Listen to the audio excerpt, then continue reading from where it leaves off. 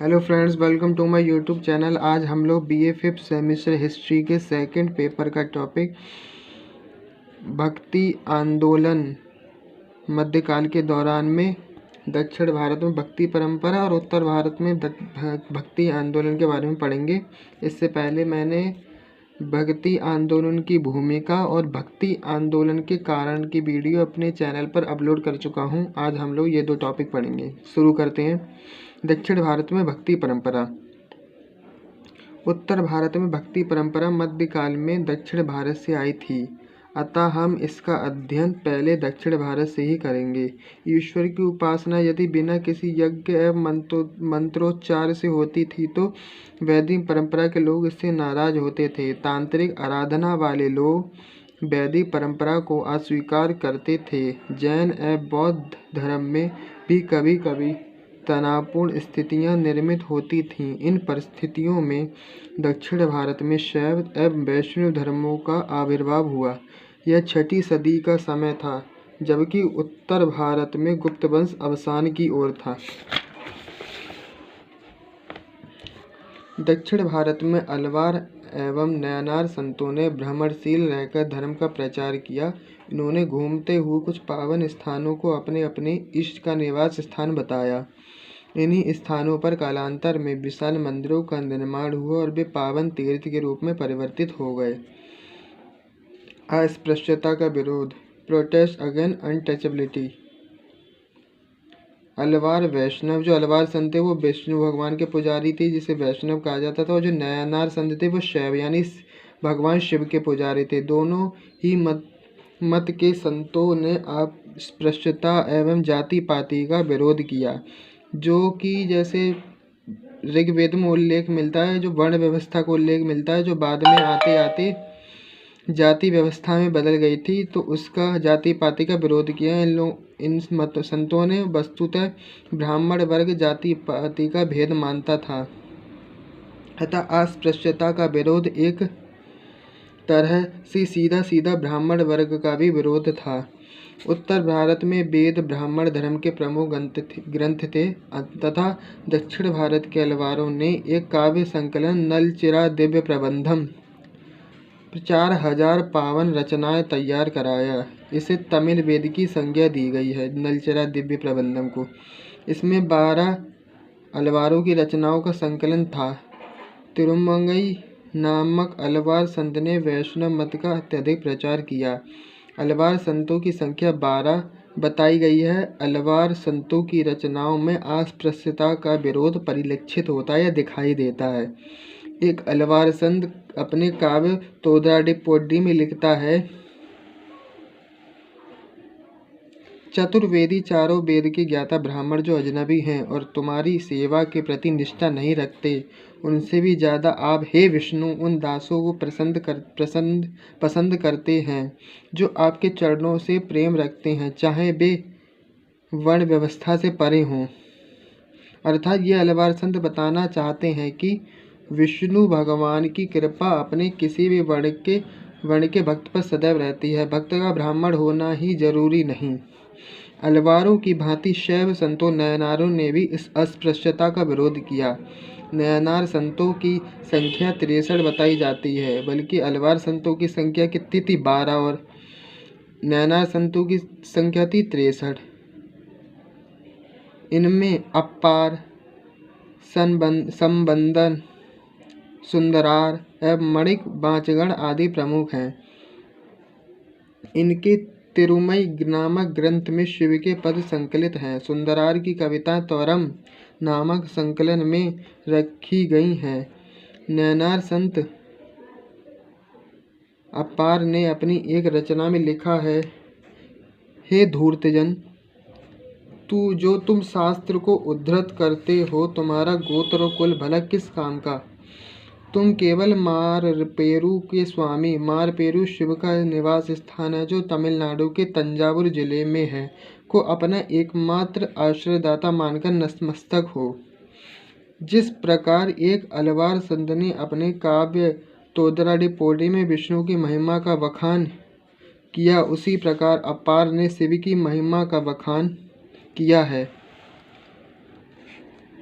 शिव जाति कुल एवं गोत्र को बिना देखे अपने सभी भक्तों का कल्याण करते हैं। शिव स्त्री संत वुमेन सेंट अलवार एवं शैव परंपरा में स्त्री संतों का होना इस परंपरा की विशिष्टता को दर्शाता है। अलवारों में अंडाल नामक महिला संत के भक्ति गीत अत्यधिक लोकप्रिय थे और आज भी हैं। अंडाल स्वयं को विष्णु भगवान की प्रेयसी मानती थी एवं अपने प्रेम संबंधों को छंदों में व्यक्त करती थी। इनकी तुलना उत्तर भारत की मीरा से की जाती है, जो कि स्वयं को कृष्ण की प्रेयसी मानती थीं। कुछ विद्वानों ने अंडाल को दक्षिण की मीरा कहा है, मगर चूंकि अंडाल का काल मीरा से पहले का है, अतः मीरा को उत्तर भारत की अंडाल कहना अधिक उचित होगा। नयनारो शैव में भी एक शिव भक्त स्त्री कराइकल अम्मैयार थी। इन्होंने अपने उद्देश्य की प्राप्ति हेतु घोर तपस्या का मार्ग अपनाया। नयनार परंपरा में कराइकल की रचना को सुरक्षित रखा गया है। राज्य के साथ संबंध रिलेशन विद स्टेट। दक्षिण भारत के विभिन्न राजवंशों ने शैव एवं वैष्णव धर्म अपनाया अथवा इन्हें प्रश्रय दिया अथवा मंदिर बनाए। नयनार एवं अलवार संत बेललाल कृषकों द्वारा सम्मानित होते थे। आम जनता भी इनसे प्रभावित थी, अतः शासकों ने भी इनका समर्थन पाने का प्रयास किया।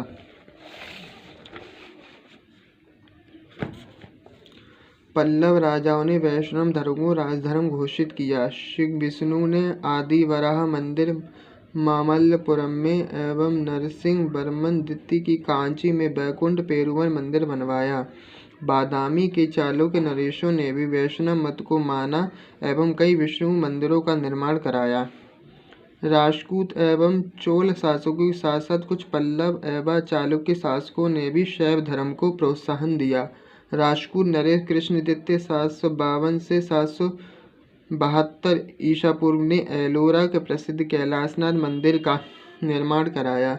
चोल शासक राजराज प्रथम तो शिव का अनन्य उपासक था। तंजौर में उसने राजराजेश्वर का शिव मंदिर बनवाया। यथा पिता तथा पुत्र की तर्ज पर उसका पुत्र राजेंद्र चोल ने चांदेर चोल भी शिव का परम भक्त था। उसने राजधानी में बृहदीश्वर का मंदिर बनवाया। चोल शासक कुलोतुंगा प्रथम 1070 से 1122 ईस्वी तो शिव का कट्टर भक्त था। इसके कारण वैष्णव आचार्य रामानुज को कुछ समय तक चोल राज्य छोड़ना पड़ा था। चोल सम्राटों ने दैवीय समर्थन पाने का दावा किया। अपनी सत्ता के प्रदर्शन हेतु भव्य मंदिर बनवाए। इनमें पत्थर एवं धातु से बनी मूर्तियां रखी गईं। 1945 ईस्वी के एक अभिलेख में पता चलता है कि चोल शासक परागतंग प्रथम ने नयनार संत अपार संबंदर और सुंदरार की धातु प्रतिमाएं एवं शिव मंदिर में स्थापित कराईं। इससे पता चलता है कि शासक वर्ग के इन संतों के साथ अच्छे संबंध थे एवं वे उनकी पूर्ण इज्जत करते या सम्मान करते थे। कर्नाटक में वीरशैव मत। कर्नाटक में वीरशैव मत। वीरशैव अथवा लिंगायत आंदोलन के जनक वैश्वन्ना 1106 से 1168 ईस्वी थे। ये एक ब्राह्मण एवं प्रारंभ में जैन मत को मानते थे एवं चालुक्य राजा के दरबार में मंत्री थे। इनके भतीजे का नाम चन्नावासव था। ये शिव की आराधना लिंग के रूप में करते थे। ये शिवलिंग को चांदी के संपुट में रखकर गले में पहनते थे।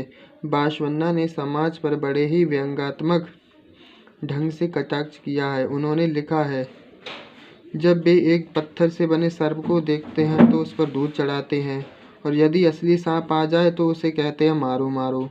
प्रभु के भक्त को जो भोजन परोसने पर खा सकता है उसे कहते हैं चले जाओ चले जाओ, परंतु ईश्वरी की प्रतिमा जो खा नहीं सकती उसे भोग लगाकर कहते हैं खाओ खाओ। वासवन्ना का यह व्यंग्य वर्तमान समय में पूर्ण प्रासंगिक होता है। अब हम पढ़ेंगे उत्तर भारत में भक्ति आंदोलन। शुरू करते हैं। उत्तर भारत में भक्ति आंदोलन के प्रमुख प्रणेता कबीर, नानक एवं चैतन्य थे। इनके अलावा भी क्षेत्रीय स्तर पर कई संतों का प्रादुर्भाव हुआ, जिन्होंने स्थानीय भाषा में उपदेश देकर एवं लेखन कर धर्ममय वातावरण की अलख जलाई। इन सभी ने जाति पाति ऊंच नीच के बंधन को तोड़ने पर बल दिया। आम जनता इनके समानता के सिद्धांत से प्रभावित हुई और इनके रंग में रंग गई। भक्ति परंपरा की दो परंपराएं प्रचलित हुई, जैसे सगुण परंपरा। इस परंपरा में देवी देवताओं की भक्ति व आराधना की जाती थी, मूर्ति पूजा व बल दिया गया। इस परंपरा में भी दो मार्ग थे, कृष्ण भक्ति मार्ग। कई संत कृष्ण भक्त थे। चैतन्य, सूरदास एवं मीरा आदि ने कृष्ण भक्ति एवं उनकी गीत गाकर इस कृष्ण भक्ति मार्ग का अनुसरण किया। और दूसरा था सगुण परंपरा का राम भक्ति मार्ग। कुछ संतों ने राम भक्ति का मार्ग अपनाया। तुलसीदास ने राम भक्ति पर बल दिया। तुलसीदास को क्या कहते हैं, वाल्मीकि जी का पुनर्जन्म माना जाता है, क्योंकि उन्होंने राम जी के ऊपर रामचरितमानस ग्रंथ लिखा था। वाल्मीकि जी ने जो रामायण लिखी थी, इसलिए इन्हें क्या माना जाता है, वाल्मीकि जी का पुनर्जन्म। दूसरा जन्म, निर्गुण परंपरा। निर्गुण भक्ति परंपरा में अमूर्त निराकार ईश्वर की उपासना की जाती थी। कबीर ने निर्गुण परंपरा को अपनाया। अब पढ़ेंगे भक्ति आंदोलन। मध्यकालीन भारत में कई धार्मिक विचारकों तथा सुधारकों ने भारत के सामाजिक धार्मिक जीवन में सुधार लाने के उद्देश्य से भक्ति का साधन बनाकर एक आंदोलन प्रारंभ किया, जो मध्यकाल में भक्ति आंदोलन के नाम से जाना जाता है। सर्वप्रथम भक्ति आंदोलन का उद्भव द्रविड़ देश में हुआ